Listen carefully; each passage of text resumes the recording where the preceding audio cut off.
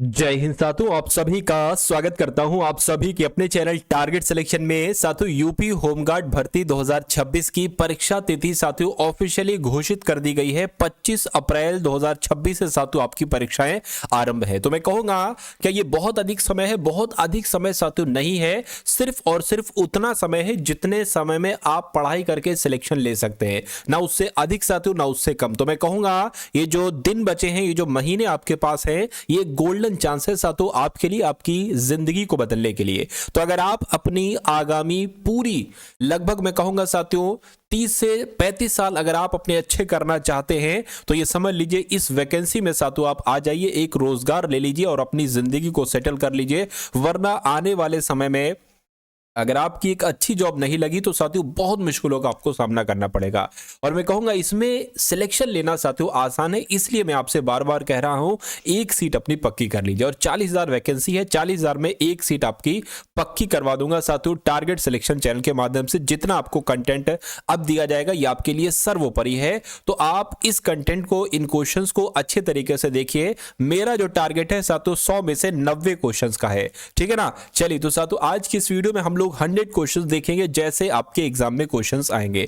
चलिए तो पहला सवाल आपकी स्क्रीन पर है, करके उत्तर प्रदेश में कुल कितनी लोकसभा सीटें हैं? तो कुल कितनी लोकसभा सीटें हैं? 80 लोकसभा सीटें हैं। अगर आपका जवाब भी ऑप्शन नंबर डी था तो बिल्कुल सही था। यूपी राज्यसभा सीटों की संख्या कितनी है? तो यूपी में राज्यसभा की सीटों की संख्या कितनी है अगर आपसे एग्जाम में पूछा जाए तो 31 है साथियों। कितनी है? 31 है। आंसर आपका ऑप्शन नंबर सी होगा। कह रहे कि उत्तर प्रदेश विधान परिषद की कुल सीटों की संख्या कितनी है? तो उत्तर प्रदेश विधान परिषद की सीटों की अगर संख्या की अगर बात करें तो 100 है। ये आपको ध्यान रखना है, ये क्वेश्चन गोल्डन क्वेश्चन है साथियों। उसके बाद देखिए कह रहे कि यूपी का वर्तमान राज्य चिन्ह किसके द्वारा निर्मित है? तो साथियों संस्कृति मंत्रालय के द्वारा, योजना आयोग के द्वारा नहीं साथियों, गवर्नर हाउस के द्वारा ये साथियों स्वीकृत है, निर्मित है। राइट आंसर आपका ऑप्शन नंबर सी होगा। उसके बाद देखिए अगला सवाल है, कह रहे कि राज्य सूचना आयोग उत्तर प्रदेश ये कहां पर स्थित है?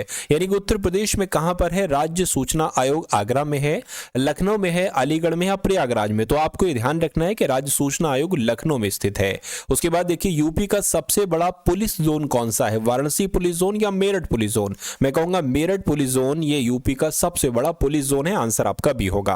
कह रहे कि उत्तर प्रदेश पुलिस की स्थापना कब हुई थी? मुझे बताइए साथियों। देखिए मैं आपको वो सवाल करवा रहा हूं जो आपके यूपी होमगार्ड के लिए सबसे इंपॉर्टेंट है। तो अगर आप इस वीडियो को साथियों लाइक नहीं करेंगे तो मेरा मानना है कि अच्छी बात नहीं होगी। इसलिए सभी लोग साथियों इस वीडियो को एक बार लाइक कर दीजिए और अगर आप चैनल पर नए हैं तो चैनल को भी तुरंत साथियों सब्सक्राइब कर लीजिए। मेरा मानना है अगर ये चैनल आपने सब्सक्राइब कर लिया तो आपका सिलेक्शन हो जाएगा। सिलेक्शन लेने के बाद इस टारगेट सिलेक्शन को साथियों अनसब्सक्राइब कर देना कोई बात नहीं, लेकिन अभी आपका पेपर है, अभी आप पेपर की तैयारी कर रहे हो साथियों, इसलिए चैनल को सब्सक्राइब कर दीजिए। चलिए भाई अगला सवाल है, उत्तर प्रदेश पुलिस की स्थापना साथियों कब हुई थी? तो 1861 में हुई थी उत्तर प्रदेश पुलिस की स्थापना। उसके बाद देखिए कह रहे कि यूपी पीएससी की स्थापना साथियों कब हुई? तो यूपी पीएससी की अगर बात करते हैं साथियों 1937 में इसकी स्थापना हुई। मैं कहूंगा बिल्कुल 1937 में ही साथियों इसकी स्थापना हुई। ये बात आपको यहां पर ध्यान रखना है। चलिए देखिए अगर यूपीएससी की फुल फॉर्म की साथियों बात करें तो यूपीएससी की फुल फॉर्म साथियों क्या होती है? हिंदी में भी एक बार बताइए, अच्छा इंग्लिश में भी बता दीजिए। तो यूपी से हो जाएगा साथियों वही अपना उत्तर प्रदेश, और पी से हो जाएगा पब्लिक सर्विस कमीशन हो जाएगा। ये बात आपको ध्यान रखना है। अगला सवाल आपकी स्क्रीन पर है, कह रहे कि यूपी का सबसे बड़ा संभाग क्षेत्रफल के आधार पर साथियों कौन सा है? तो कौन सा है साथियों? मैं कहूंगा लखनऊ है। लखनऊ आपके सवाल का बिल्कुल सही जवाब है। मुख्यमंत्री का कार्यकाल कितने वर्ष का होता है? तो मुख्यमंत्री का कार्यकाल तो भाई साहब 5 वर्ष का होता है। 5 वर्ष आपके सवाल का बिल्कुल करेक्ट आंसर है, ठीक है ना। चलिए अच्छा मुख्यमंत्री की अगर बात करते हैं साथियों जो विधानसभा चुनाव होंगे, मुझे बताइए कि आपको पता है विधानसभा चुनाव अब कौन से वर्ष में होंगे? अब क्या 2026 में होंगे, 2027 में होंगे? मुझे एक बार कमेंट सेक्शन में आप लोग बताइए अगर आपको मालूम है। राज्यपाल किसका प्रतिनिधित्व करता है? तो राज्यपाल भारत सरकार का करता है, राष्ट्रपति का, प्रधानमंत्री का, संसद का? तो राज्यपाल साथियों राष्ट्रपति का प्रतिनिधित्व करता है। आंसर आपका बी होगा। उसके बाद देखिए उत्तर प्रदेश का विधानसभा भवन कहां पर है? गाजियाबाद में, आगरा गुरुग्राम में, लखनऊ में, मैं कहूंगा लखनऊ में है साथियों उत्तर प्रदेश विधानसभा का भवन। अगला सवाल है उत्तर प्रदेश में सब डिवीजन को क्या कहा जाता है? तो उत्तर प्रदेश में सब डिवीजन को साथियों तहसील कहा जाता है। तहसील आपके सवाल का बिल्कुल करेक्ट आंसर हो जाएगा। अगला सवाल आपकी स्क्रीन पर है, यूपी में कुल कितनी तहसीलें? लगभग साथियों कितनी है? 350 से ज्यादा है, यह भी आपको यहां पर याद रखना है। अगला देखिए, ग्राम प्रधान किसके अंतर्गत आता है? ग्राम प्रधान तो नगर पालिका प्रणाली के अंतर्गत नहीं आता, ये पंचायत राज व्यवस्था के अंतर्गत आता है ग्राम प्रधान, इसलिए सही जवाब आपको ऑप्शन नंबर बी होगा। अगला सवाल है कि यूपी किस अनुच्छेद के तहत राज्य बना? यानी कि यूपी की अगर बात करें तो यह राज्य बना साथियों अनुच्छेद 3 के तहत, है ना? तो आंसर आपको ऑप्शन नंबर सी होगा। अगला देखिए, यूपी की आधिकारिक भाषा आपसे पूछी जा रही, मुझे बताइए उर्दू है, हिंदी है या संस्कृत है? तो आपको ध्यान रखना है हिंदी जो है ये यूपी की आधिकारिक भाषा है। अगला सवाल आपकी स्क्रीन पर है, यूपी की दूसरी आधिकारिक भाषा साथियों क्या है? तो यूपी की दूसरी आधिकारिक भाषा साथियों उर्दू है, पहली हिंदी है, दूसरी उर्दू है, ये दोनों बातें आप लोग याद रखेंगे। नेक्स्ट नंबर का सवाल आपकी स्क्रीन पर है, यानी कि दुधवा नेशनल पार्क साथियों कहां पर है? बलिया में है, लखीमपुर खीरी में, बहराइच में है या प्रयागराज में? तो आपका जवाब अगर ऑप्शन नंबर बी है, यानी कि दुधवा नेशनल पार्क लखीमपुर खीरी में है, तो आपका जवाब बिल्कुल करेक्ट है। कतरनिया घाट वन्यजीव अभ्यारण्य साथियों कहां पर है? तो ये बहराइच में। कहां पर है? बहराइच में ही कतरनिया घाट वन्यजीव अभ्यारण्य स्थित है। पीलीभीत टाइगर रिजर्व साथियों किसके लिए प्रसिद्ध है, मुझे बताइए? तो पीलीभीत टाइगर रिजर्व की अगर बात करें तो ये बाघों की अधिकता के लिए जाना जाता है। यहां पर बाघ बहुत सारे हैं पीलीभीत टाइगर रिजर्व में, इसलिए ये जाना जाता है। अगला देखिए, चंद्रप्रभा वन्यजीव अभ्यारण्य साथियों कहां पर स्थित है? तो देखिए, चा से चंद्रप्रभा और चा से चंदौली, यानी कि चंद्रप्रभा वन्यजीव अभ्यारण्य कहां पर स्थित है? तो चंदौली में स्थित है। नेक्स्ट नंबर का सवाल आपकी स्क्रीन पर है, आपसे कहने के हस्तिनापुर अभ्यारण्य किस जनपद में है, मुझे बताइए? आगरा में नहीं है साथियों, मेरठ में है। हस्तिनापुर अभ्यारण्य कहां पर है साथियों? मेरठ में है। राइट आंसर आपका ऑप्शन नंबर बी होगा। उसके बाद देखिए अगला सवाल आपकी स्क्रीन पर है, कह रहे कि उत्तर प्रदेश का सबसे बड़ा रेलवे स्टेशन कौन सा है, मुझे बताइए? कानपुर सेंट्रल या गोरखपुर जंक्शन या वाराणसी जंक्शन या प्रयागराज जंक्शन? तो आपको ध्यान रखना है गोरखपुर जंक्शन जो है ना, ये उत्तर प्रदेश का सबसे बड़ा रेलवे स्टेशन है। आंसर आपका सातों ऑप्शन नंबर बी होगा, ठीक है ना? अगला सवाल देखिए, अच्छा यहां पर व्यस्त रेलवे स्टेशन की बात चल रही है। पहले यूपी का सबसे बड़ा रेलवे स्टेशन तो गोरखपुर जंक्शन, अब यूपी का सबसे व्यस्त रेलवे स्टेशन तो कानपुर सेंट्रल रेलवे स्टेशन। आप लोग याद रखेंगे, परीक्षा में सातों आपसे पूछा जा सकता है। नेक्स्ट नंबर का सातों सवाल आपकी स्क्रीन पर है, इस सवाल को देखिए और बताइए आपका जवाब क्या हो सकता है। आपसे कहा जा रहा है उत्तर प्रदेश का पहला हवाई अड्डा कहां पर स्थापित हुआ था? तो ये कहां पर स्थापित हुआ था? मैं कहूंगा ये प्रयागराज में स्थापित हुआ था। सही जवाब आपका ऑप्शन नंबर डी होगा। चलिए, यानी कि जेवर इंटरनेशनल एयरपोर्ट ये किस जिले में बन रहा है, मुझे बताइए? तो ये किस जिले में साथियों बना है? अगर बात करते हैं तो ये गौतम बुद्ध नगर में बना है। गौतम बुद्ध नगर आपके सवाल का बिल्कुल करेक्ट आंसर है। उत्तर प्रदेश की सबसे लंबी सड़क साथियों कौन सी है, बताइए? तो उत्तर प्रदेश की सबसे लंबी सड़क मैं कहूंगा पूर्वांचल एक्सप्रेसवे है। सही जवाब अगर आपका ऑप्शन नंबर बी है तो बिल्कुल करेक्ट है। अगला सवाल है आपकी स्क्रीन पर, देखिए और बताइए इस सवाल का जवाब आपका क्या हो सकता है। कह रहे कि भारत में साइबर अपराध से निपटने के लिए मुख्य कानून कौन सा है, इसमें से मुझे बताइए?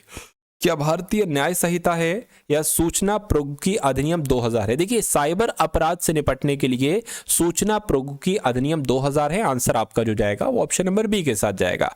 उसके बाद देखिए, साइबर आतंकवाद यानी कि साइबर टेररिज्म के लिए आईटी एक्ट की किस धारा के तहत सजा का प्रावधान है?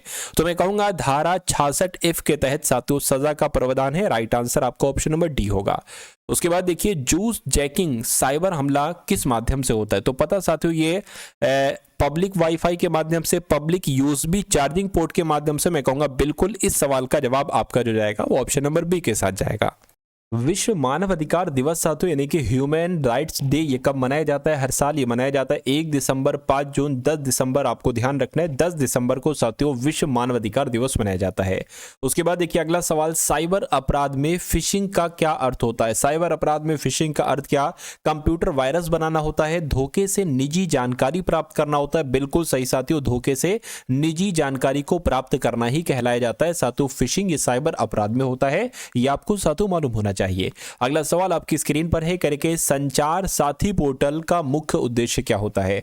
ऑनलाइन पढ़ाई करना, खोए हुए मोबाइल को ट्रैक व ब्लॉक करना, बिजली बिल भरना, ट्रेन टिकट को बुक करना। तो मैं कह सकता हूं संचार साथी पोर्टल का मुख्य उद्देश्य खोए हुए मोबाइल को ट्रैक करना और ब्लॉक करना होता है, इसलिए सही जवाब आपका ऑप्शन नंबर बी होगा।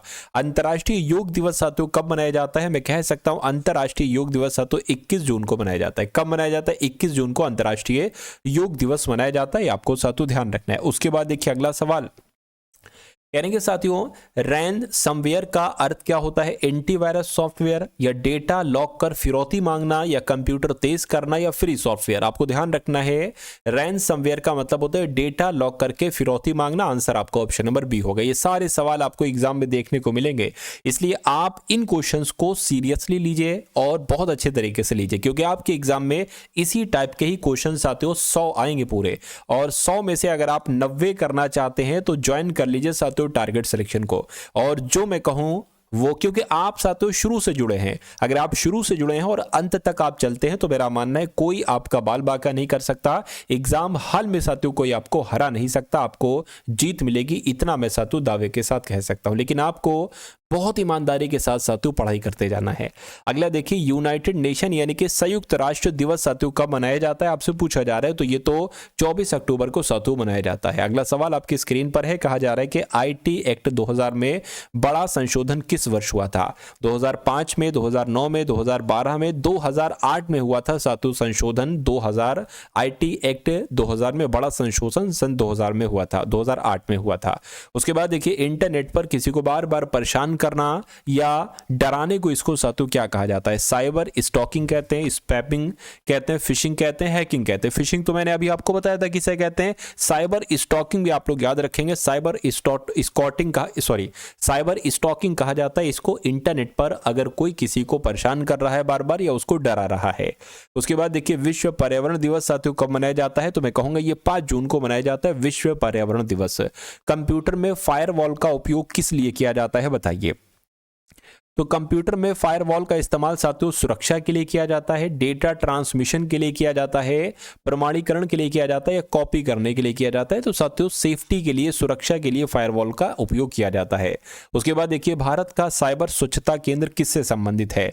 तो भारत का साइबर स्वच्छता केंद्र मैं कहूंगा शहरों की सफाई से संबंधित है, नहीं बॉटनेट क्लीनिंग व मेलवेयर विश्लेषण से संबंधित है, या नदियों की सफाई से या डिजिटल साक्षरता से। मैं ये कहूंगा कि बॉटनेट क्लीनिंग व मेलवेयर विश्लेषण से संबंधित है भारत का साइबर स्वच्छता केंद्र। उसके बाद देखिए डार्क वेब का उपयोग मुख्य रूप से किस लिए किया जाता है? तो डार्क वेब का उपयोग क्या सामान्य खर्च के लिए, सर्च के लिए किया जाता है, ऑनलाइन शॉपिंग के लिए किया जाता है, गुमनाम एवं प्राय अवैध गतिविधियों के लिए किया जाता है? बिल्कुल सही साथियों, इस सवाल का जवाब आपका जो जाएगा वो ऑप्शन नंबर सी होगा। उसके बाद देखिए कह रहे कि विश्व स्वास्थ्य दिवस साथियों कब मनाया जाता है? तो विश्व स्वास्थ्य दिवस कब मनाया जाता है? 7 अप्रैल को मनाया जाता है विश्व स्वास्थ्य दिवस। उसके बाद देखिए साइबर अपराध हेल्पलाइन नंबर क्या है? तो आपको मालूम होना चाहिए साइबर अपराध हेल्पलाइन नंबर साथियों आपको मालूम होना चाहिए क्या है? 1930 है। क्या है साथियों? 1930 है। 1930 आपके सवाल का बिल्कुल सही जवाब हो जाएगा। ऐसा मैलिशियस प्रोग्राम जो खुद को दोहराता नहीं पर सिस्टम में प्रवेश का रास्ता बनाता है। तो किसकी बात चल रही है? ट्रोजन हॉर्स की बात चल रही है। ट्रोजन हॉर्स आपके इस क्वेश्चन का सही जवाब है। उसके बाद देखिए अंतर्राष्ट्रीय महिला दिवस साथियों कब मनाया जाता है? तो आपको यहां पर याद रखना है 8 मार्च को मनाया जाता है अंतर्राष्ट्रीय महिला दिवस। अगला सवाल आपकी स्क्रीन पर है साथियों। सबसे पहले अभी ये क्वेश्चंस आपके सामने गुजर रहे हैं, लगभग 60 सवाल हम लोग देखेंगे ये वाले। उसके बाद देखेंगे साथियों कुछ सवाल हम लोग करंट अफेयर के जो आपके लिए मोस्ट इंपॉर्टेंट है ना। चलिए तो इन क्वेश्चंस को देख लीजिए। पब्लिक वाईफाई का उपयोग करते समय सबसे बड़ा खतरा क्या होता है? तो सबसे बड़ा खतरा धीमा इंटरनेट तो नहीं, इसको हम लोग कह सकते हैं कि खतरा है ये।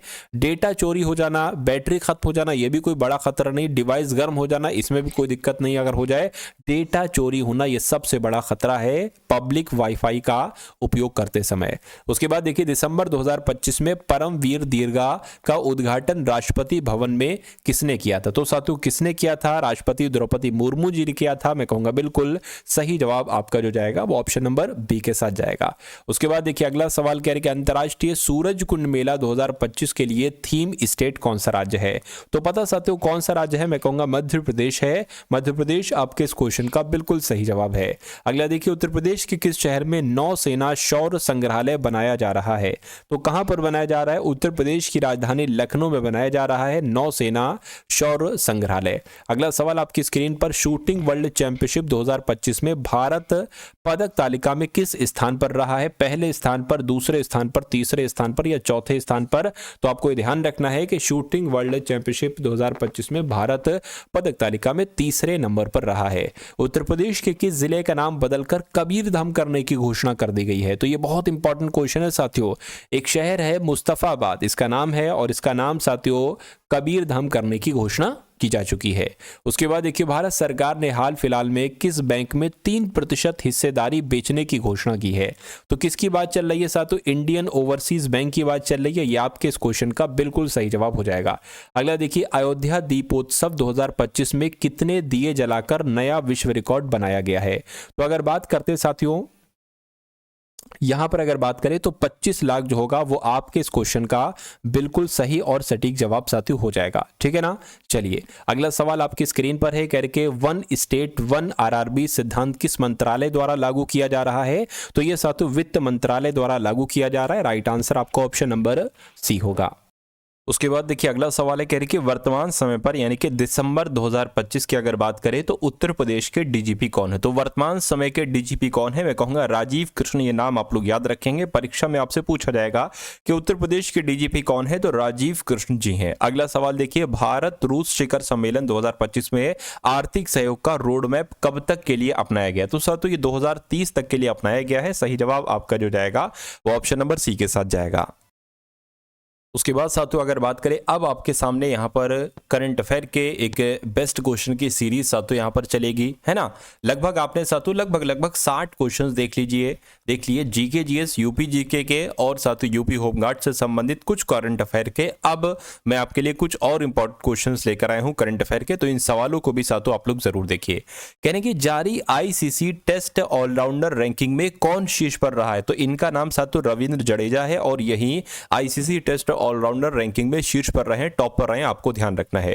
यानी कि जस्टिस जीएस संधावालिया को किस भारतीय राज्य के हाईकोर्ट का चीफ जस्टिस नियुक्त किया गया है?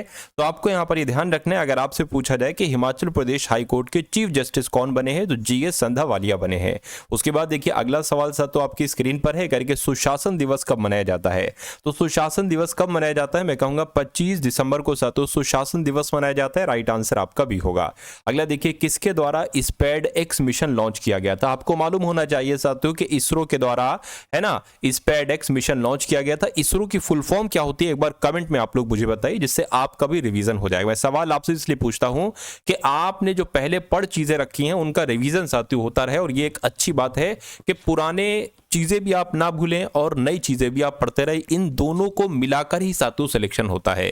2025 में महिला कबड्डी विश्व कप की मेजबानी कौन करेगा? तो किसने की है अगर आपसे पूछा जाए साथियों बिहार राज्य ने की है। बिहार आपके सवाल का बिल्कुल करेक्ट आंसर है। उसके बाद देखिए किस अंतरिक्ष एजेंसी के पार्कर सोलर प्रोब ने सूर्य के सबसे करीब पहुंचने का प्रयास किया है? तो मैं कहूंगा नासा आपके सवाल का जवाब है। नासा के पार्कर सोलर प्रोब ने सूर्य के सबसे करीब पहुंचने का प्रयास किया है।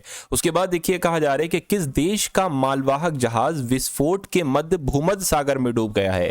तो भूमध्य सागर में डूब गया है, मैं कहूंगा रूस देश का जहाज विस्फोट के बाद भूमध्य सागर में डूब चुका है। अगला सवाल देखिए कहां पहली वाइन उत्पादन इकाई शुरू की गई है?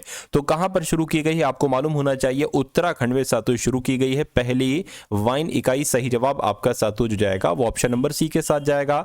चलिए उसके बाद देखिए अगला सवाल है आपकी स्क्रीन पर। आपसे कहा जा रहा है कि उत्तर प्रदेश में कहां पूर्व प्रधानमंत्री अटल बिहारी वाजपेयी की प्रतिमा का अनावरण किया गया है? आगरा में किया गया है, लखनऊ में किया गया है, गोरखपुर में किया गया है? मैं कहूंगा लखनऊ में किया गया है। लखनऊ आपके इस क्वेश्चन का सही जवाब है।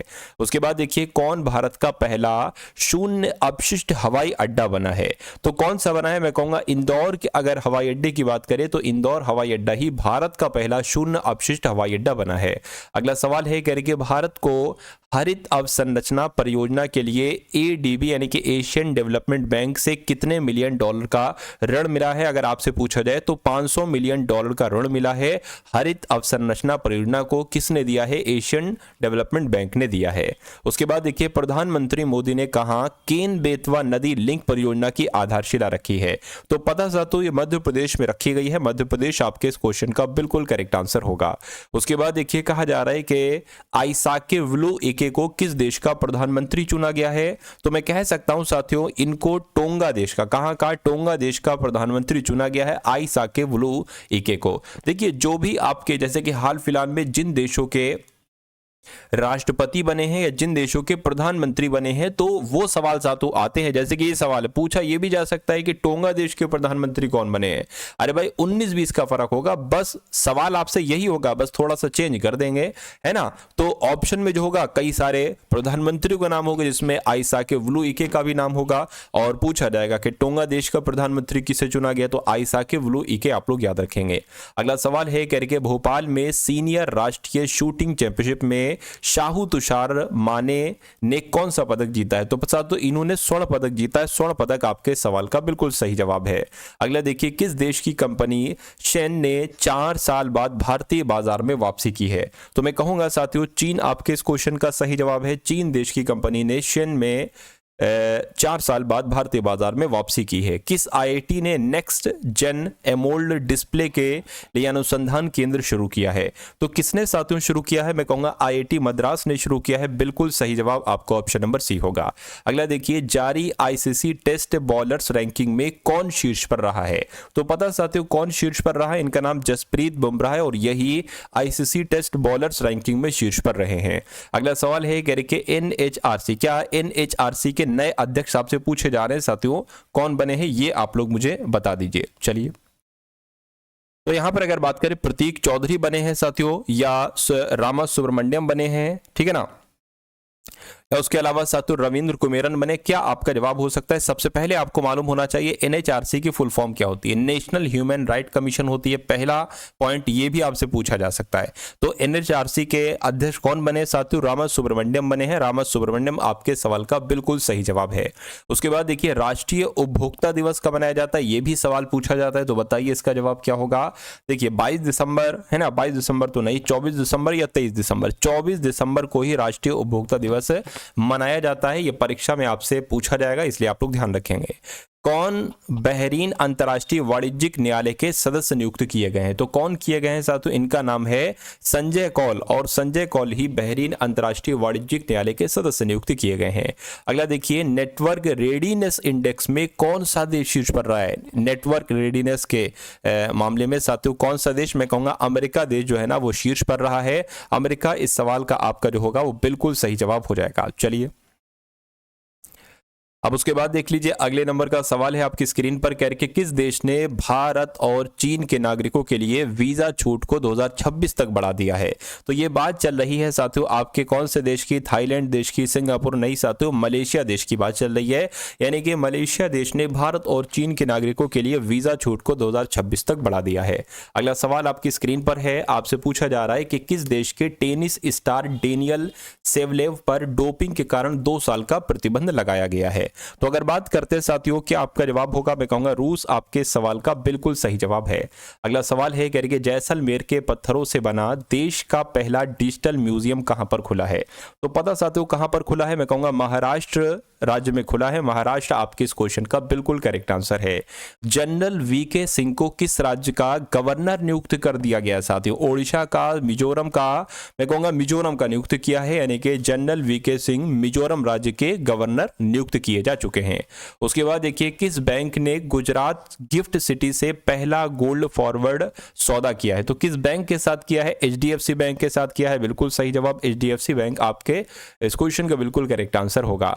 उसके बाद देखिए, अगला सवाल कह रहे कि किसे नेतृत्व के लिए श्री चंद्रशेखर सरस्वती पुरस्कार दिया गया है? तो किसको दिया गया है साथियों आपसे पूछा जा रहा है? डॉक्टर एस जयशंकर को दिया गया है। बिल्कुल सही, डॉक्टर एस जयशंकर को ही दिया गया है ना। यानी कि नेतृत्व के लिए दिया गया है। इनको नेतृत्व के लिए श्री चंद्रशेखरेंद्र सरस्वती पुरस्कार एस जयशंकर को ही दिया गया है।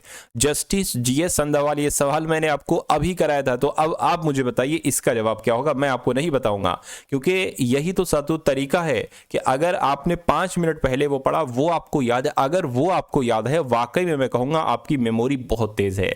और ये जो क्वेश्चंस मैं आपको करा रहा हूं, ये कहीं ना कहीं आपकी मेमोरी में फिक्स हो रहे हैं, साथियों फीड हो रहे हैं।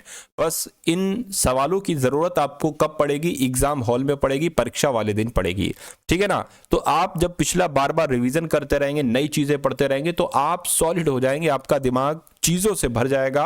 और ये समझ लीजिए आपका एक जीबी टाइप में, मैं कहूंगा टीबी टाइप में आपकी मेमोरी बना दूंगा, जिसमें सब कुछ फीड होगा। और जब आप एग्जाम हॉल में जाएंगे साथियों, तो आप मेरे हिसाब से 90 क्वेश्चन बहुत आराम से कर लेंगे, ठीक है ना। चलिए, तो कह रहे कि किस देश की महिला प्रधानमंत्री क्रिस्टुन फ्रॉस्टाडोडी ने कार्यभार संभाला है? तो किसकी बात चल रही है साथियों, बताइए। इनका अगर बात करते हैं, इनका नाम तो है क्रिस्टुन फ्रॉस्टाडोडी ने कार्यभार संभाला है किस देश की महिला प्रधानमंत्री के रूप में? मैं कहूंगा आइसलैंड की प्रधानमंत्री के रूप में साथियों क्रिस्टुन फ्रॉस्टाडोडी बन चुकी है। राइट आंसर आपका भी होगा। उसके बाद देखिए, आपकी स्क्रीन पर सवाल आपसे पूछा जा रहा है, राष्ट्रीय विज्ञान ड्रामा महोत्सव साथियों कहां पर आयोजित किया गया है? तो ये पता कहां पर आयोजित किया गया? ये दिल्ली में आयोजित किया गया। दिल्ली आपके इस क्वेश्चन का बिल्कुल करेक्ट आंसर है। भारतीय व्यवसायी रवि पिल्लई को किस देश का सर्वोच्च पुरस्कार मिला है? तो इनको साथियों कहां का मिला है आपसे पूछा जा रहा है। इनको बहरीन का मिला है, यानी कि भारतीय व्यवसायी रवि पिल्लई जो है ना, इनको बहरीन का सर्वोच्च पुरस्कार दिया गया। ये भी बहुत इंपॉर्टेंट क्वेश्चन था। चलिए साथियों, उसके बाद देखिए अगले नंबर का सवाल आपकी स्क्रीन पर है। आपसे कहा जा रहा है कि कहां 100 दिन के टीबी उन्मूलन अभियान की शुरुआत की गई है? तो साथियों कहां पर की गई है आपको मालूम होना चाहिए। पंजाब में की गई है। पंजाब आपके सवाल का बिल्कुल करेक्ट आंसर है। उसके बाद देखिए, आपसे कहा जा रहा है कि किसके द्वारा लिखित पुस्तक इंटी जीविथम निराय लॉन्च हुई है? तो अगर बात करते हैं साथियों किसके द्वारा लिखित पुस्तक है, ये डॉक्टर के थॉमस मैथ्यू के द्वारा लिखित पुस्तक है ये साथियों। आंसर आपका ऑप्शन नंबर बी होगा। उसके बाद देखिए, कह रहे कि प्रधानमंत्री नरेंद्र मोदी को किस देश का सर्वोच्च सम्मान मिला है? तो मैं कह सकता हूं कुवैत का इनको सर्वोच्च सम्मान दिया गया है, प्रधानमंत्री नरेंद्र मोदी साहब को। आंसर आपका बी होगा। और ये क्वेश्चन साथियों इंपॉर्टेंट है, आपकी परीक्षा में आएगा। कह रहे कि राष्ट्रीय किसान दिवस साथियों कब मनाया जाता है, मुझे बताइए। तो राष्ट्रीय किसान दिवस तो साथियों हर साल 23 दिसंबर को मनाया जाता है। कब मनाया जाता है? 23 दिसंबर को राष्ट्रीय किसान दिवस मनाया जाता है। किसे ऑयल इंडिया लिमिटेड के सीएफओ नियुक्त किया गया? किसको साथियों नियुक्त किया गया है? मैं कहूंगा अभिजीत मजूमदार इनका नाम है, और अभिजीत मजूमदार को ही ऑयल इंडिया लिमिटेड का सीएफओ नियुक्त किया गया है। उसके बाद देखिए, किसके द्वारा लिखित पुस्तक द अनयील्डिंग जज life and legacy of justice A N Grover का विमोचन हुआ है? तो किसके द्वारा लिखित पुस्तक है ये? गौरी ग्रोवर के द्वारा लिखित पुस्तक है ये। मैं कहूंगा बिल्कुल सही जवाब आपका ऑप्शन नंबर बी होगा। उसके बाद देखिए, श्याम बेनेगल का निधन हुआ है साथियों, वो कौन थे? तो श्याम बेनेगल का निधन हुआ है, वो एक फिल्म मेकर थे। कौन थे साथियों? फिल्म मेकर थे। इनका निधन हो गया है श्याम बेनेगल का। अगला सवाल आपकी स्क्रीन पर है। कह रहे कि next gen ATP finals tennis प्रतियोगिता 2024 का खिताब किसने जीता है? यह खिताब दिया गया 2025 में था, ये 2024 का। तो कह कि अगर बात करते हैं साथियों, जो आओ फोनसेका इनका नाम है, और इनको यह खिताब दिया गया है। उसके बाद देखिए, किसे आर्टिफिशियल इंटेलिजेंस एआई पर व्हाइट हाउस का सीनियर पॉलिसी एडवाइजर नियुक्त किया गया? ये इंपॉर्टेंट क्वेश्चन है साथियों, आपको याद रखना है। श्रीराम कृष्णन आपके इस क्वेश्चन का बिल्कुल सही जवाब है कि श्रीराम कृष्णन को आर्टिफिशियल इंटेलिजेंस पर व्हाइट हाउस का सीनियर पॉलिसी एडवाइजर नियुक्त किया गया है। उसके बाद देखिए, केंद्र सरकार ने किस राज्य में ऋण सब्सिडी के लिए 47 इथेनॉल परियोजनाओं को मंजूरी दी है? तो अगर बात करते हैं साथियों, बिहार आपके इस क्वेश्चन का जवाब हो जाएगा। बिहार राज्य सरकार में ऋण सब्सिडी, मतलब केंद्र सरकार ने बिहार राज्य को ऋण सब्सिडी के लिए 47 इथेनॉल परियोजनाओं को मंजूरी दी है। उसके बाद देखिए, किसे एशिया पैसिफिक वैस्कुलर सोसाइटी द्वारा लाइफ टाइम अचीवमेंट अवार्ड से सम्मानित किया गया है? तो साथियों किसको किया गया है ये आपको मालूम होना चाहिए, परीक्षा में पूछा जाएगा। तो डॉक्टर विशाखा त्रिपाठी को किया गया है। सही जवाब आपका ऑप्शन नंबर सी है। किसने सुशासन प्रथाओं पर 23 दिसंबर को राष्ट्रीय कार्यशाला पर उद्घाटन किया है? तो पता साथियों किसने किया है? डॉक्टर जितेंद्र सिंह ने सुशासन प्रथाओं पर 23 दिसंबर को राष्ट्रीय कार्यशाला का उद्घाटन किया है। अगला सवाल आपकी स्क्रीन पर है। अमेरिकी अखबार वॉल स्ट्रीट जर्नल ने ने भारत के किस राज्य को वर्ष 2025 के लिए चर्चित वैश्विक गंतव्यों में मान्यता दी है? तो अगर बात करते हैं साथियों, मध्य प्रदेश होगा, बिल्कुल सही जवाब आपका मध्य प्रदेश हो जाएगा। अगला सवाल आपकी स्क्रीन पर है। ये तो अभी मैंने आपको बताया था, नेशनल ह्यूमन राइट कमीशन के अध्यक्ष कौन बने हैं साथियों? तो वी रामासुब्रमण्यम बने हैं, बिल्कुल सही जवाब आपका ऑप्शन नंबर बी होगा। अगला सवाल आपकी स्क्रीन पर है। भारत के पहले बायो बिटुमेन राष्ट्रीय राजमार्ग का उद्घाटन कहां पर हुआ है? तो कहां पर हुआ है साथियों? नागपुर में हुआ है, बिल्कुल सही, नागपुर आपके सवाल का जवाब है। उसके बाद देखिए, किस देश ने ICC अंडर 19 महिला T20 एशिया कप जीता है? तो साथियों अपने देश भारत ने जीता है। भारत आपके सवाल का जो होगा वो बिल्कुल करेक्ट आंसर हो जाता है।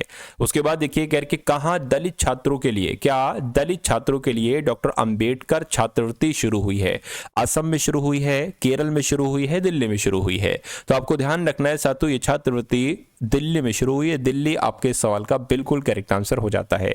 अगला सवाल देखिए साथियों, कह रहे किस खाड़ी देश ने सीरिया में 13 वर्षों के बाद अपना दूतावास आधिकारिक रूप से साथियों फिर से खोल दिया है? तो किसने यह काम किया है? कतर देश ने यह काम किया है। सही जवाब आपका ऑप्शन नंबर बी होगा।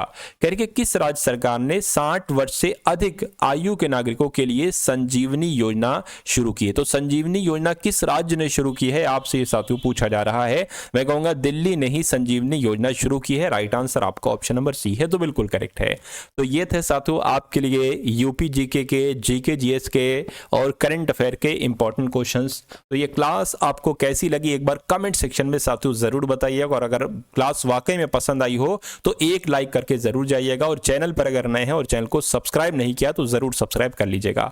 उसके अलावा साथियों मैं आपको हर बार बताता हूं, मैंने आपके लिए टेलीग्राम ग्रुप बनाया है, तो अगर आपके पास टेलीग्राम ऐप नहीं है तो प्ले स्टोर से टेलीग्राम ग्रुप को साथियों ज्वाइन करने के लिए वो ऐप डाउनलोड कर लीजिए। डिस्क्रिप्शन में उसका लिंक है टेलीग्राम ग्रुप का, उसमें आपको डेली प्रैक्टिस कराई जाती है साथियों क्वेश्चंस की, यानी कि आपको पोस्ट दी जाती हैं, वन लाइनर क्वेश्चन भी होते हैं, एमसीक्यू क्वेश्चन भी होते हैं, यानी कि उसमें आपका फ्री पीडीएफ आपको अवेलेबल कराई जाती है। तो इसलिए उस ग्रुप को ज्वाइन कर लीजिए, और अगर व्हाट्सअप आपके पास है तो व्हाट्सअप ग्रुप को भी साथ तो आप लोग ज्वाइन कर लीजिए। उसके माध्यम से आपको डेली क्लासेस मिलती रहेंगी।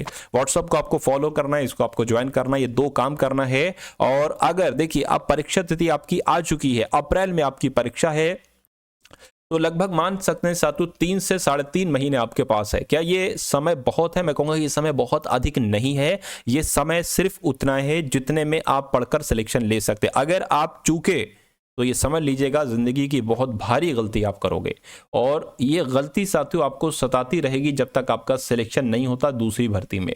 और क्या पता इतने बड़े पदों पर भर्ती अब आए या ना आए, और जब आए तो आपकी एज निकल जाए। इसलिए ये मौका है, दस्तूर है, उम्र है आपकी पढ़ने की। आपके ऊपर अब इतनी जिम्मेदारी हो सकता हो ना हो, आने वाले समय में जिम्मेदारी हो जाएगी, फिर पढ़ाई नहीं हो पाती है।